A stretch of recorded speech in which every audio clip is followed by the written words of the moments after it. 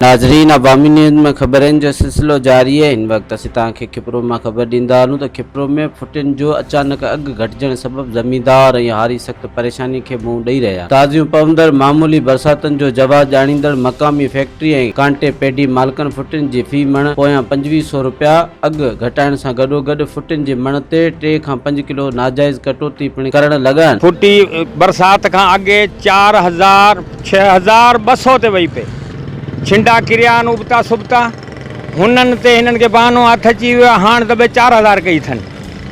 हाणे असां वटि पोयां हिकिड़ियूं ॿोॾनि जा मारल, हिकिड़ा मकड़नि जा मारल, हिकिड़ा कुझु थियनि कोन, हिकिड़ा पाणी जा वारा बंदियूं।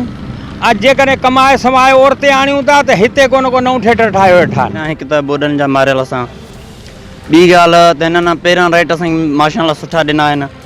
पहिरियां ॾिनऊं 6200 में रेट ॾिनऊं, वरी हाणे कुझु बरसातूं पिया आहिनि। हिकु त ग़रीब माण्हू पहिरियां ई आहियूं, ॿुढनि जा मारियल आहियूं। जॾहिं त अघु जे हवाले सां कांटे पेडी मालिकान जो चवणु आहे त फुटिन जो अघु फैक्ट्री मालिकान घटायो वियो। हींअर रेट सही पियो हले, फुल रेट हले पियो, पर अॻिते वञी हींअर 6000 5800 रेट हले थो पियो। पहिरें में हींअर जेको सुठी फुटी आहे उनजो 5700 रेट आहे।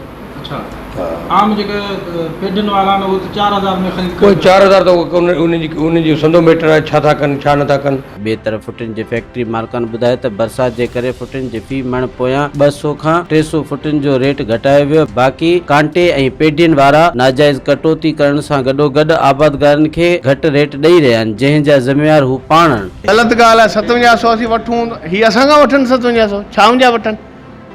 असीं 5700 छा लाइ वठंदासीं? भाई ही क्वालिटी आहे, ही चवंदा न ही क्वालिटी ख़राबु आहे, ही 1000 रुपया घटि ईंदी। सरकार समेत लाॻापियल खाते जे अमलदारनि खे घुर्जे त फुटिन जे रेट ते कंट्रोल करे आबादगारनि मां पैदा थियल बेचैनी ख़त्म कई वञे। कैमरामैन फजल उमरानी सां गॾु हरेश KBC अवामी न्यूज़ खिपरो। मज़ीद खबरों और तफसीलात के लिए विजिट करें हमारी वेबसाइट www.awamiNewsHD.com।